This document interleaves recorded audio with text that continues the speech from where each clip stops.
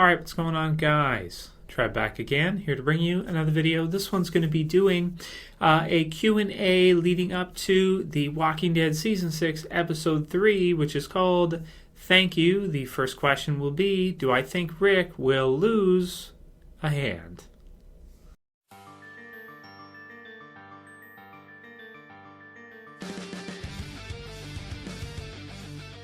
So we'll do this for the first one, and then the second Q&A, the topic will be where has Enid gone, or where do we think that she is most likely to have left to, so to speak. So yeah, this was a viewer-requested question from Emerald Alien, so we'll get into his question in a minute. And this comes from kind of the promo. If you guys have not seen the promo and sneak peek yet, as Rick is running back to Alexandria, spoiler warning, by the way, for anybody who's not caught up, he runs into a zombie that is pretty hacked up. It's pretty gnarly. It's got its face is kind of sliced down. This half of its face is like dead. This half is alive. So it's like just kind of, like this half is just no control over, and the other half is still, there. But it actually has like a machete or, a long, it's not a knife, it's like a machete through its back here, and then the front part comes out here.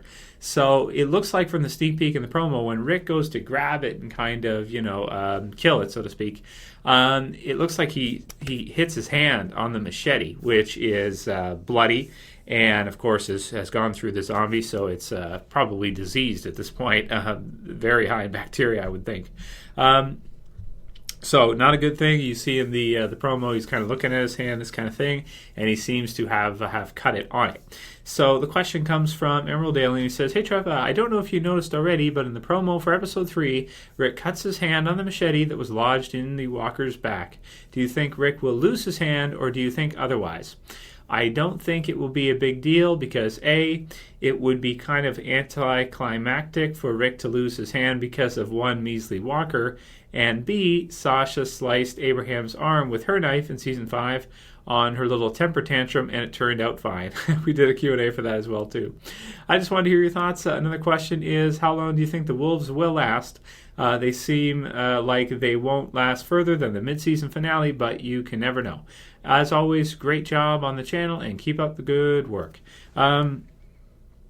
So two very good questions from him there. So the first question about what do I think about Rick's hand? Well, you're right, it would be anticlimactic if he just kind of haphazardly got it infected and it needed to be removed or something. Also, Kirkman in the past has talked about this in interviews before, that if they were to remove Rick's hand, it would cause for quite a bit of extra budgeting with CG and things like that, because they'd have to kind of put something over it or turn it into a claw or something like that. So it's just more difficult for them to do it in the TV series than they did in the comic book series. So I don't think he's going to lose it, but I think maybe it won't be as, maybe it'll be injured and his hand won't be as good as it once was, that kind of thing. That way they could kind of do both. They could kind of have him use his other hand, so to speak, and then at the same time maybe not have to do the CG. So maybe it's that type of deal. But, I always felt like with the comic book series, it does show that Rick's body is kind of messed over time when he loses his hand and he hurts his leg is injured in the battle with Negan. So he's not in the type of physical condition that he once was after a few years of the zombie apocalypse, especially with the time skip after the fight with Negan. So he's kind of getting older, and the zombie apocalypse can age you very quickly depending on how things go, that's for sure. So it would be anticlimactic. I don't know if I'd read too much into it. Maybe he'll just hurt it a bit. Maybe he won't use it quite as much. And that's kind of the way they're going with it. I don't think he'll have to have it amputated. As you're right, we saw the same thing with Abraham and the knife. And they've never really made too much of a big deal about a blood swap with walkers. If someone kills a walker with a sword or a knife or something and gets splattered with blood, we've never seen a character turn as a result of that. It's always had to have been a bite from what we've seen so far. So yeah, those are my thoughts on that. I don't think so. I don't think we'll ever really see him get his hand cut off or anything in the TV series, because it would cause too much trouble for the production crew. It would be too difficult. It wouldn't be worth it. With Merle, it's okay, because Merle wasn't in there for very long, and he's not our lead front character, but Rick is.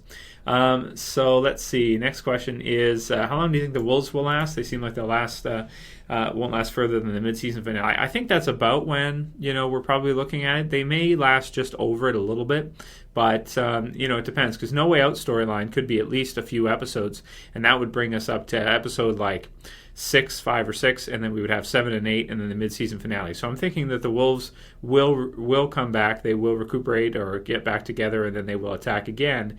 And Rick and the others will have to finish them off once and for all in and around the mid-season finale. I do think that's what we're going to see. So. Yeah, it should be pretty interesting, and it should be fun to see how much they use the Wolves. I'm surprised how much they've kind of used them already, because in the comic book series, they were just, the Scavengers never really were a big deal. They never really made a big deal about them. They were just kind of a random group that came through, kind of similar to how they seemed in JSS, but there wasn't anything more to them than that. They weren't really set up prior with the W and the Wolves not far and stuff like that. That they've done in the TV series. They've expanded it a lot. So we'll see if they get even more time than Terminus did with the Hunters. It seems like they probably will, at least in terms of episodes.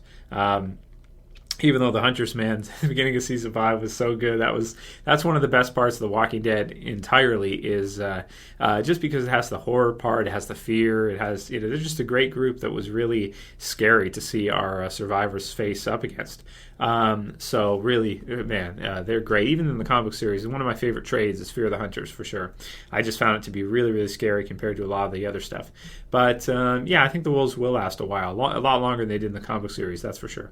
Next one's from Eugene James, and he says, "Hey Trev, long time fan, keep up the good work.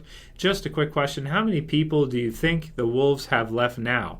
They probably lost a good dozen or so people. And what do you think the Wolves, or also what do you think the Wolves that Morgan was talking to said when he said, 'We didn't choose this life. Cheers'?"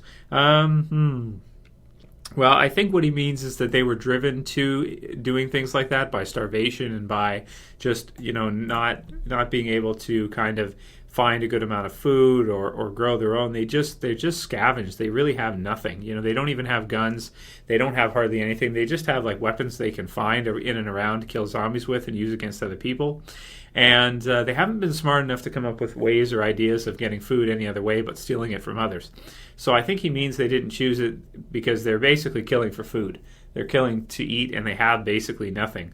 So they're very desperate at this point. Also, we haven't met really the leader of the Wolves. We thought at one point that the guy with the long black hair kind of was, but as we find out now that Morgan's got him or had killed him, whatever the case may be, either knocked him out or killed him, that...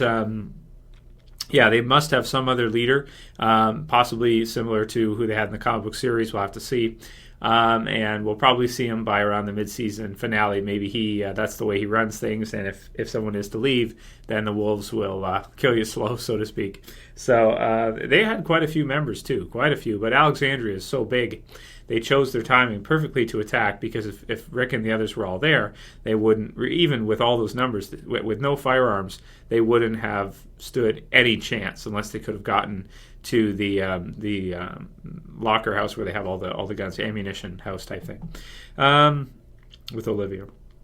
Next one's from Ann, and she says, "Hey Trev, talk about the possibility that the Wolves are crazy because they ate cooked Walker meat. That sounds plausible, you think?" I don't know about that. I mean, maybe if they got desperate enough, but I think generally that type of thing would probably kill you. I think they're crazy just because of what they've had to go through. We're a while into the zombie apocalypse now, so for some people, if they haven't had it very good, they would have been scrounging and scavenging and eating whatever they can find, similar to Enid eating the turtle, which I freaking hate. I hated that scene. Oh man, I love turtles. I used to actually have some turtles when I was younger, so they smell though pretty bad unless you keep them really clean. And I was kind of a lazy kid, so yeah, they stunk pretty bad. But anyway, yeah. So I don't know. I don't think that sounds plausible. Sorry, Ann. No. Anyone else? Okay, so next one's from Rose Zero, and he said just before the episode, he said, "Are the Wolves far?" And then World Patriot replied, "No." I just love to throw these in here. It cracks me up in the comments sometimes. You guys are funny. River Burt says, "Question for you, Trev, and for everyone here. Will Rick feel his leadership is threatened by how Carol took charge in his absence? Will Carol feel like she should be on par with Rick now? They all did pretty well without him." Well, I mean, she did do pretty awesome, that's for sure, and she is super tough and everything like that. But I don't think she really wants to do that. I don't think that's what she would want to do, is to be calling all the shots and that kind of thing. I think she just does her part, and as much as she can, and that she also appreciates and respects what Rick does, which is calling the shots and putting together these plans and things like that. Because that's obviously not easy to do, as you get blamed for everything and people are dying all the time. So even a couple deaths would be maybe a successful mission, depending on what they're doing. But people are still going to get mad if a couple people die, even if and that's like a zombie apocalypse. Like, that's how it is. So it's hard to please everybody in his case, that's for sure. Next one's from Alan Loof, and he says, "Hey Trev, if Morgan was with Rick, Michonne, and the others, how did he make it back to Alexandria before the rest of them?" Well, he did leave earlier, because I think Rick told him to go back, right? I have to kind of look at the first episode again. But I'm pretty sure he went back earlier. He did seem to get there pretty quick, though, because he got there kind of, just as the horn was going off to shut it off. So, but he may have taken a car or something, so we don't know. We didn't get to see that part. But, I mean, it works out okay. It wasn't terrible. Like, it didn't seem like, hey, you shouldn't be there. No, it was like, yeah, he did leave earlier than the others and to go back.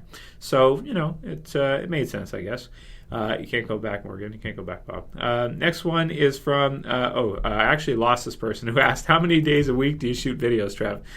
So sorry, man, I lost, or whoever you were, I lost your name, even though I wrote it down. 7 days. All the time, every day. I do something for the channel, usually before bed, right when I wake up, in the first 20 minutes while I'm eating breakfast or whatever. Every single day, either write down ideas, write down your guys' questions, record them, or make a video 7 days a week, all the time. I'm always working on it, after work, things like that. Sometimes before work, depending on what time my shifts start. I'm absolutely obsessed for like 5 years. So I'm a little nutty myself from all this, sitting in this room by myself for this many years, just doing this over and over and over and over and over again. But you guys are here with me, so it's okay. It makes me feel better. Next one's from Darren Langston. This will be the last one. He says, "Hey Trev, keep up the good work. Part 3-part Q&A. Okay, we can't do 3, but we'll do maybe 1. Who will blame themselves for the attack? Aaron, the pack, because of the pack he lost and he found the photos. Morgan, letting them go. Deanna, for not seeing the real world. Who should blame themselves more? And finally, who will Rick blame?" Well, I don't think Rick really will pass blame around, because he planned this plan out and they didn't know about this group, prior.